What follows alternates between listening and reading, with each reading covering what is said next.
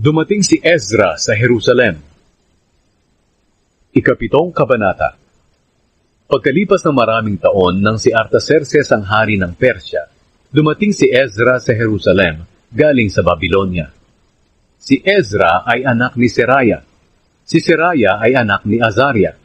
Si Azaria ay anak ni Hilkia. Si Hilkia ay anak ni Shallum. Si Shallum ay anak ni Zadok. Si Zadok ay anak ni Ahitub. Si Ahitub ay anak ni Amaria. Si Amaria ay anak ni Azariah. Si Azariah ay anak ni Merayot. Si Merayot ay anak ni Zerahia. Si Zerahia ay anak ni Uzi. Si Uzi ay anak ni Buki. Si Buki ay anak ni Abishua. Si Abishua ay anak ni Finehas. Si Finehas ay anak ni Eleazar. Si Eleazar ay anak ni Aaron na punong pari. Si Ezra ay isang tagapagturo na lubos ang kaalaman sa kasulatan na ibinigay kay Moises ng Panginoon, ang Diyos ng Israel. Ibinigay ng hari ang lahat ng hiniling niya dahil tinutulungan siya ng Panginoon na kanyang Diyos.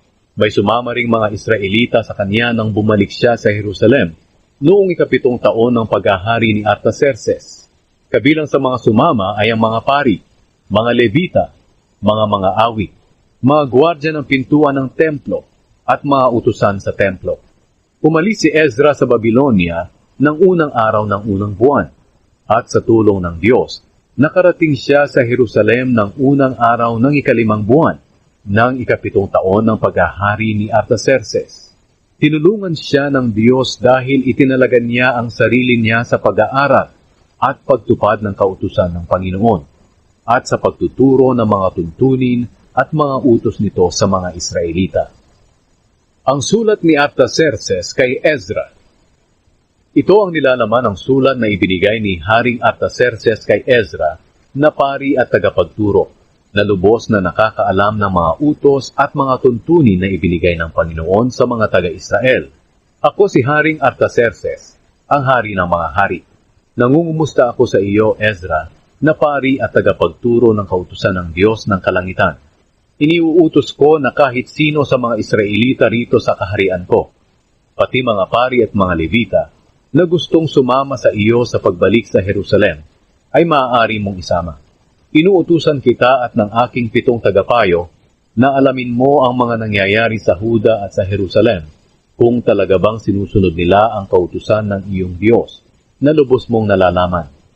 Inuutusan din kita na dalhin mo ang mga ginto at pilak na kusang loob kong ibinibigay at ng mga tagapayo ko sa Diyos ng Israel na nananahan sa Jerusalem.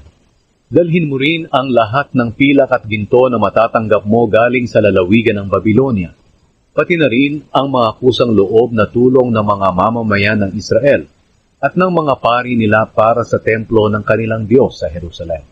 Tiyakin mo na ang perang ito ay gagamiting pambili ng mga toro, mga lalaking tupa, mga batang lalaking tupa, mga buti, at inuming handog sa altar ng templo ng inyong Diyos sa Jerusalem. Ang matitirang ginto at pilak ay pwede niyong gamitin ng mga kababayan mo sa kahit anong gusto niyo, ayon sa kalooban ng Diyos.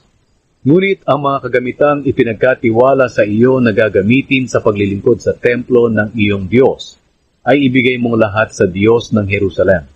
Kung may iba ka pang kailangan para sa templo, kumuha ka lang ng panggasto sa pondo ng kaharian.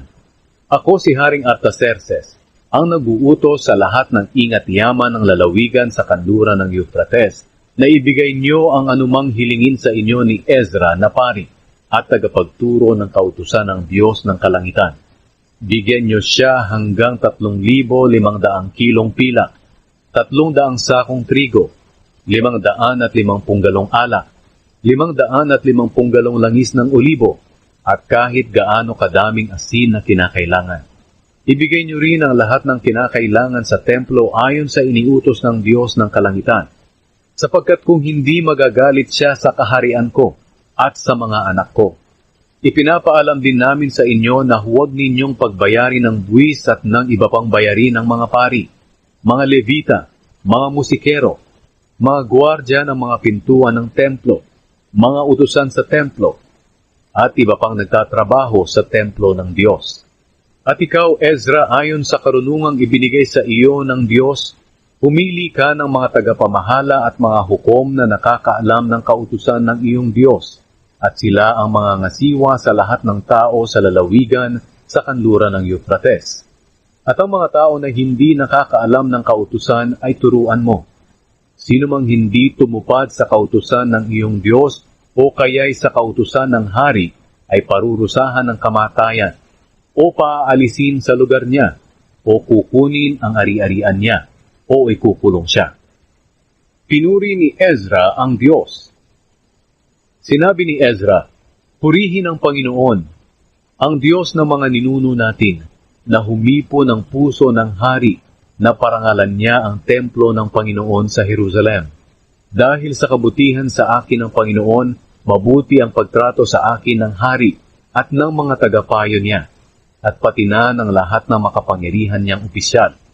At dahil nga tinutulungan ako ng Panginoon na aking Diyos, nagkaroon ako ng lakas ng loob para tipunin ang mga pinuno ng Israel, para sumama sa akin sa Jerusalem."